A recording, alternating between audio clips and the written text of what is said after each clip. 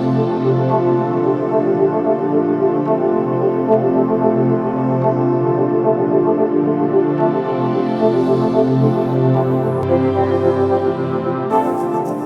welcome back to the Heart of the Matter podcast. My name is Dr. Najjar. I'm currently chief resident at DMC Huron Valley. I'll let everybody else introduce themselves.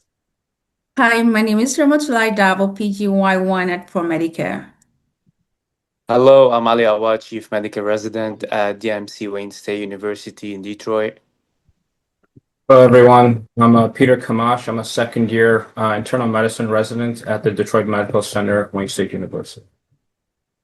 So I'll start us off just with an introduction and then I'll hand it off. But today we're discussing a question that's becoming increasingly important as heart failure therapy continues to improve and get better. So the question is, are the patients who receive ICDs today at the same risk of ventricular arrhythmias as the patients who were enrolled in the landmark trials that established our current indications? So ICDs remain as a cornerstone for preventing sudden cardiac death in patients with reduced EF. However, many of the trials that shaped our current guidelines were done before several major advances in the management of heart failure. So these include modern GDMT, improved coronary vascularization, cardiac resynchronization therapy, and more refined device programming. So because these treatments have improved outcomes so much and may reduce the risk of ventricular arrhythmias, the benefits that patients get from an ICD today might be different from what was seen in the original trials. So the study is super important because it looks at whether ventricular arrhythmias have become less common among ICD recipients over time. And it also asks a broader clinical question. Is EF alone still enough to determine who gets a primary prevention ICD, or do we need a more individualized way to identify the patients who are most likely to benefit? Okay, so to the methodology of the study, so this is a multi-center retrospective cohort study involving patients that are eligible to receive their first ICD implantation at two tertiary European centers from 2002 to 2007. So these patients are divided into a 4-time period based on when ICD implantation was done. So those that received their ICD implantation from 2002 to 2005 were grouped together. Those from 2006 to 2009 were grouped together. Those from 2010 to 2013 were grouped together. And those from 2014 to 2017 were grouped together. And these patients were monitored over the period of 5 years. And with the help of electrophysiologists or heart rhythm experts, the ICD recordings were reviewed, and after reviewing, they will also follow whether there was true arrhythmias that occur, like whether there was truly ventricular tachycardia, whether there was ventricular fibrillation, and whether did the ICD treat the rhythm appropriately. So the main question these researchers wanted to answer, or the primary outcome, was first appropriate ICD therapy for ventricular tachycardia or ventricular fibrillation censored at 60 months. That is within a 5-year period. And the secondary outcomes include death, heart transplantation, and combined death, heart transplantation, and ICD therapy. And this combination is basically to increase the statistical power of the study. So Kaplan-Meier survival curve was used, and in this study, it wasn't used to measure the survival, but rather to see how long it takes before an event occurred or an event happened. And because in this study, the relative rates change over time, multivariable logistic regression was used, and this means they adjusted some variables that might affect the outcome. And instead of them asking when did an event occur, rather they asked, did the patient experience ICD therapy within the 5-year period? Now that would lead us to the results of the study.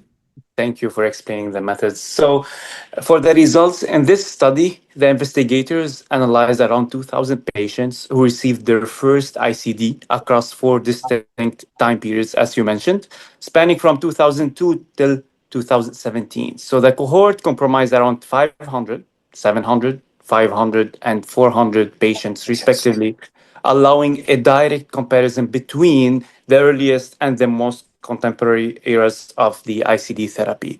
So let's begin with a patient profile. So across all the 4 periods, the majority of recipients were male, around 85 to 88%, with a consistent mean age of 65 years. However, several characteristics shifted over time. So patient presented with less advanced heart failure. So the proportion in NYHA class 3 and 4 declined from 28 to roughly 21%. The ejection fraction also was improved modestly from 30 to 32%. And perhaps the most notably, the share of the device implanted for primary prevention rose from 44% in the earliest era to 61% in the most recent eras. So, and also in parallel, ischemic cardiomyopathy, as the underlying etiology decreased from 93 to 84%, around like 90%. Medical therapies also evolved with changes reaching statistical significance. So amiodarone use fell from 28 to 18%, while the GDMTs increased across the board. So beta blocker rose from 81 to 90%. ACE and ARB also rose from 35 to 56%, around 20%. And spironolactones from under 10%, they were barely used, to nearly 58%. So this brings us to the central finding. The appropriate ICD therapy at 60 months, that is instances where the device was required to intervene, declined from 36% to around 20% in the most recent eras.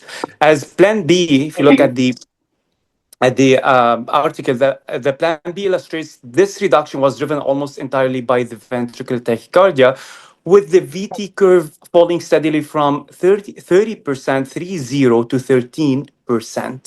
Ventricular fibrillation, by contrast, remained low and stable in the range of 4 to 7%. So the survival data reinforce this trend. If you look at the panel C, the Kaplan-Meier curve demonstrates that event-free survival at 60 months improved from 56% in the earliest eras to 67% in the most recent. And the oldest cohort clearly fared worst, while the latter groups consistently tracked the highest. So, notably, while overall mortality did not differ significantly across the eras, the proportion of death attributed to the arrhythmia really declined from 40% to 16%. So the last section of the results, which is mentioned in the panel D, presents the predictor of the ICD therapy. And there were two findings particularly striking in that portion. So QRS duration emerged as a significant independent predictor of appropriate therapy. Ejection fraction, however, the very metric that we usually we traditionally guide the device eligibility, was not independent association with the therapy. So furthermore, the more recent implantation errors were significantly less likely to require the intervention. I think I'm done with the results section. Now the discussion. Thank you, Dr. Awad.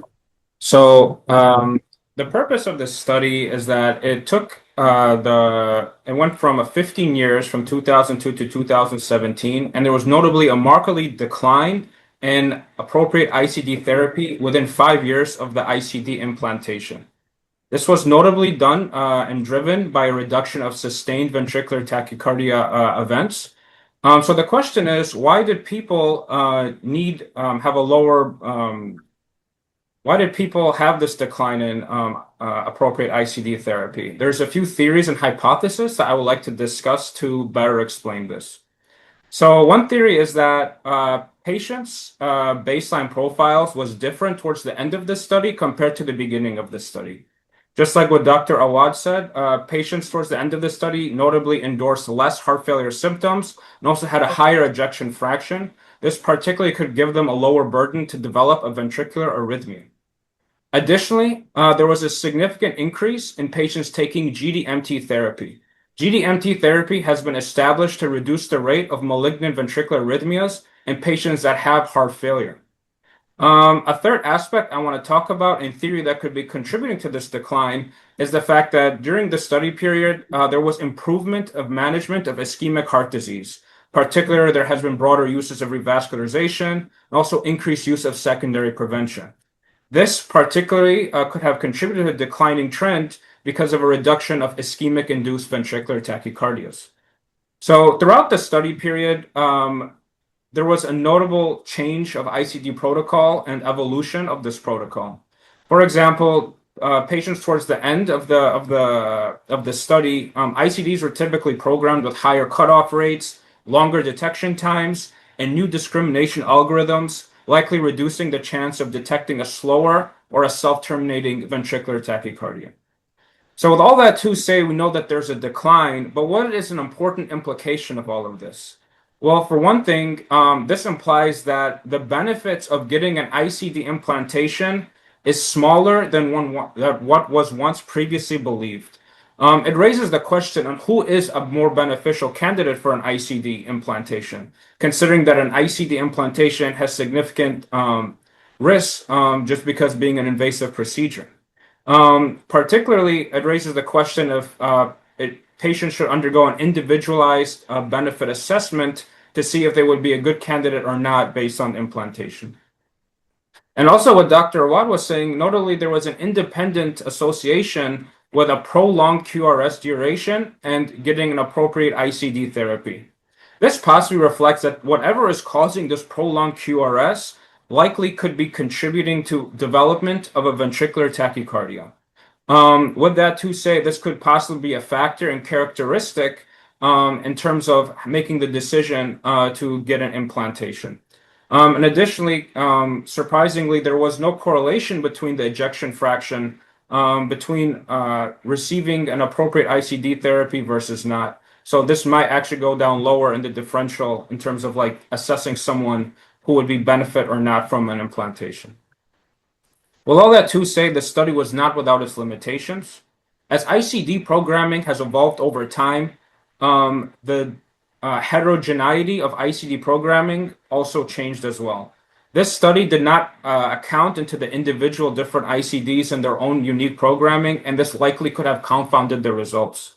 Additionally, this study was only done for 5 years post-implantation, and there could potentially have been a new finding or significant discovery that could have resulted over 5 years that this study would not have accounted for.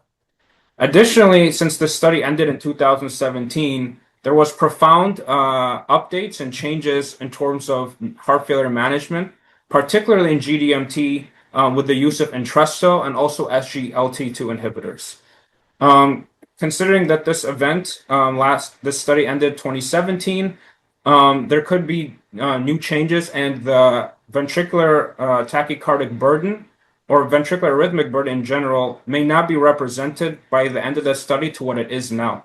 And the last thing I want to discuss is that since this study was based on only two tertiary care centers, this could limit its ability to generalize it to other healthcare settings. With that to say, thank you guys so much for attending this podcast. It was a pleasure learning about ICD and appropriate therapies and whether it's relevant or not, whether someone should get it in heart failure. Anyone have anything to add?